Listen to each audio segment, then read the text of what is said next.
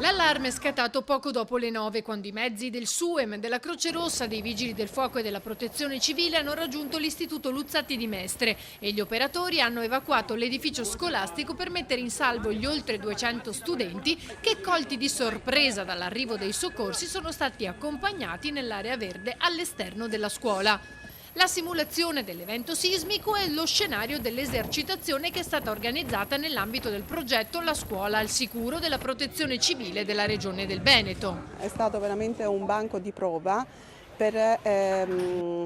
testare il nostro piano di emergenza innanzitutto e soprattutto per coinvolgere i nostri studenti e studentesse nel caso appunto di calamità naturale come in questo caso. È andato tutto bene, anche le condizioni meteo che insomma sono state incerte fino alla fine ci hanno permesso di sviluppare